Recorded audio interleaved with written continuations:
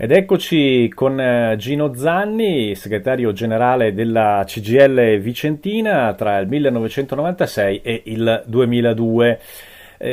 Gino, come sei arrivato alla CGIL? Conservo ancora la lettera che certifica la mia aspettativa sindacale a far data appunto dal 1° febbraio del 1978. Sono distaccato, ironia della sorte, da un ente padronale, vale a dire l'associazione che raggruppa gli artigiani, la CNA. Lavoravo lì e me ne sono andato perché non condividevo alcune scelte che si stavano compiendo sul gruppo dirigente e avevo deciso di riprendere gli studi abbandonati dopo il servizio militare.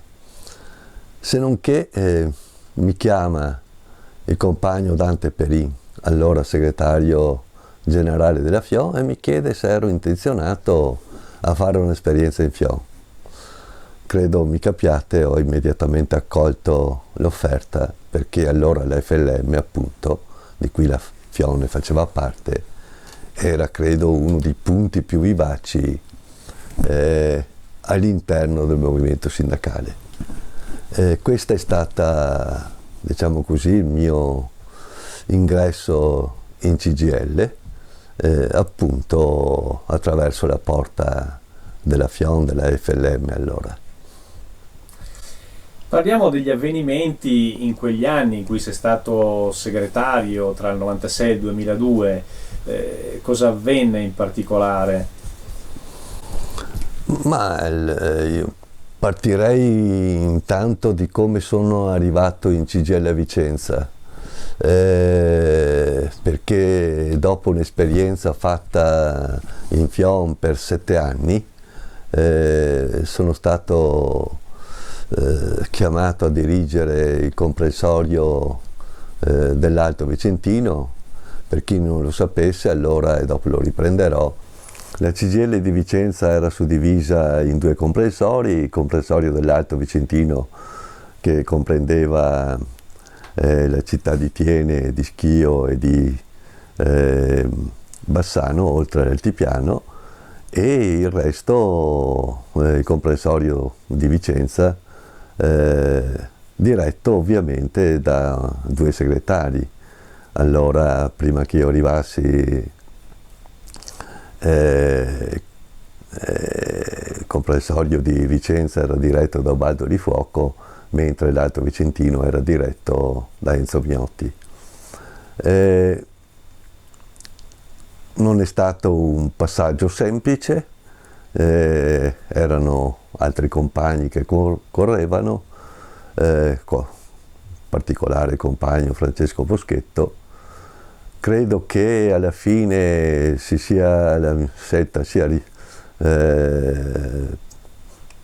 piovuta su di me, proprio perché la mia esperienza prima nella categoria di metalmeccanici, successivamente come confederale nell'Alto Vicentino, era un'esperienza un attimo più consolidata, ma credo anche che le stesse categorie più importanti, dai tessili che avevo diretto a livello regionale e da appunto i meccanici, abbiano fatto la differenza nella scelta.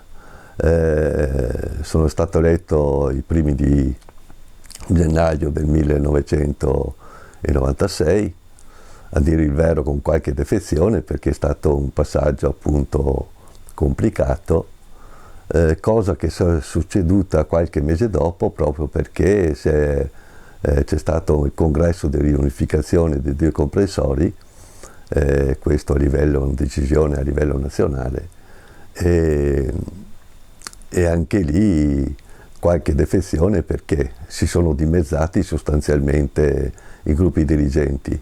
Mi capite che quando si dimezzano i gruppi dirigenti la concorrenzialità era molto forte all'interno dei gruppi dirigenti stessi, e quindi non sono riuscito a accontentare tutti sostanzialmente.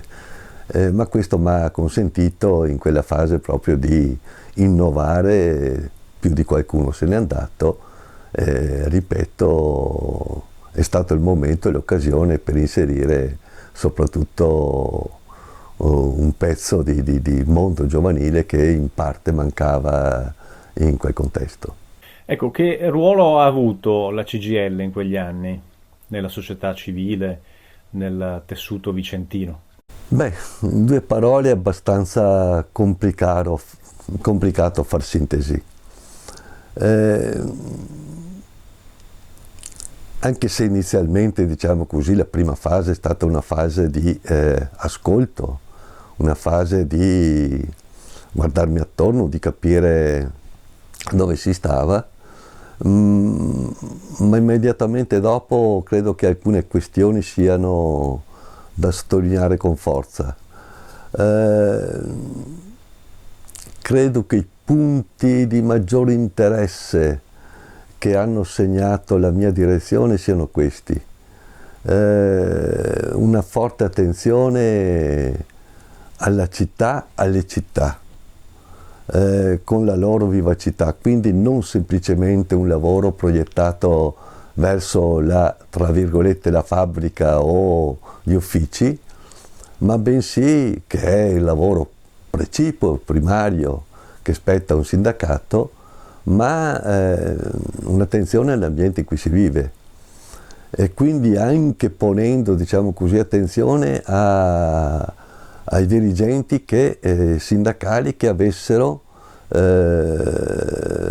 analoga attenzione rispetto al contesto in cui si vive. Credo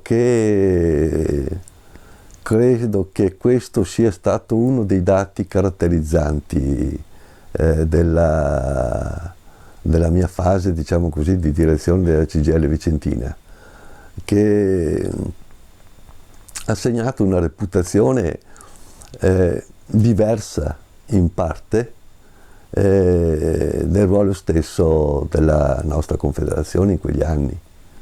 E i rapporti con CISL e Will? Va da sé che se si attiene al merito, come si soleva dire, si suol dire, ci possono essere stati momenti altamente anche conflittuali. Basti pensare alla fase finale, laddove della mia direzione tutta la vicenda sull'articolo 18, la manifestazione dei 3 milioni a Roma, la rottura pesante che si produce sia col governo ovviamente, ma anche all'interno dello stesso movimento sindacale. Dobbiamo ricordare che CISL e Will avevano accettato quel tipo di impostazione, di accettazione di una modifica sostanziale dell'articolo 18. Da parte nostra non c'era assolutamente un accordo e quindi si è prodotto quel po' di movimento che credo resti nella storia. Resta nella storia sicuramente la direzione del compagno Cofferati per quell'evento. Al di là di questo e di questi momenti di frizione, non solo sul piano personale con chi dirigeva allora la Will, il compagno Riccardo Dallago, e dall'altra per quanto attiene la CISL Beppe Benetti, i rapporti sono stati eccezionali e anche lì credo che abbiamo segnato momenti molto importanti. Se penso solo quanto ha inciso, fra l'altro sul versante della formazione di quei gruppi dirigenti e della sintonia che si è prodotta quantomeno nella fase finale, è stato l'avvio di un progetto cosiddetto ADAPT, che derivava da un finanziamento importante della Comunità Europea e che ci ha consentito non solo di visitare altri paesi, ma soprattutto di contattare il mondo accademico perché in maniera importante, perché le principali lezioni venivano fatte dai migliori docenti che allora stavano sul mercato, sul versante del lavoro, sul versante delle modificazioni sociali che erano in essere in quegli anni. e credo che abbiano segnato una parte del gruppo dirigente senz'altro e hanno consentito rapporti unitari abbastanza profondi, soprattutto ovviamente sulle questioni locali. Le questioni nazionali ovviamente hanno inciso su alcune rotture pesanti che, come dicevo prima, si sono prodotte. Torniamo al Vicentino, alla nostra provincia, alla nostra capoluogo di provincia e alle associazioni datoriali, ma anche ad altre realtà della società, ai movimenti e anche alla Chiesa. Per sua storia, la CGIL, seppur ha guardato sempre con molta attenzione al mondo cattolico, per la sua forza, in Veneto, a Vicenza, sappiamo quanto pesi. Ma i rapporti sono sempre stati molto labili. L'aver inserito all'interno del gruppo dirigente compagni e compagni che avevano un'altra esperienza, che venivano da quel mondo, credo sia stata una scelta non tanto casuale, ma cercata, proprio per interloquire dentro modifiche profonde che anche dentro la stessa Chiesa intervenivano e che dentro il nostro mondo stavano intervenendo, per sviluppare un dialogo diverso di quanto non fosse in precedenza. Credo che anche su questo versante sia stato un punto, diciamo così, in cui si è cercato di portare qualche elemento di novità. Altro punto su cui ho cercato, ed è stata un'attenzione permanente, almeno dal mio punto di vista, non solo a Vicenza ma anche nelle esperienze successive, è stata l'attenzione al mondo giovanile. Credo che la prima sede aperta, anzi senz'altro la prima sede aperta in Veneto dell'Udu e poi Reds è proprio quella di Vicenza, che tanto ha segnato, e posso aprire una parentesi, non è di diretta derivazione, ma credo che l'esperienza, tanto per le di Fornaci Rosse, in parte deriva da quella formazione fatta sia a livello regionale successivamente nella mia funzione, sia a livello vicentino, di compagni e compagni che hanno dato vita a movimenti, soprattutto nel mondo ovviamente della scuola, ma irradiati anche sul territorio, e che hanno segnato, diciamo così, elementi di novità. Veniamo alla CGIL, alla sua organizzazione in quegli anni, cos'è cambiato, l'aspetto della confederalità, eccetera. Su questo punto la discussione è stata molto vivace e sono più mai convinto, anche da un punto di vista storico e teorico, che argomento che credo abbia una valenza tutt'oggi. Argomento discusso in tante nostre conferenze di organizzazione. Se devo dire il mio giudizio, in termini estremamente sintetici, oggi la confederalità attraversa, come in altri momenti ha attraversato, momenti di sofferenza profonda. Con una battuta, il sindacato nasce come categorie i metalmeccanici, i tessili, e nascono per ovvi motivi, perché lì c'è l'acqua, c'è l'energia, conseguentemente nascono nelle valli.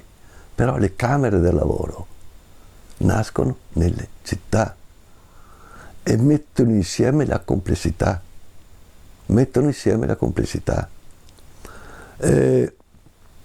Ricordare questo passaggio credo sia istruttivo per tutti.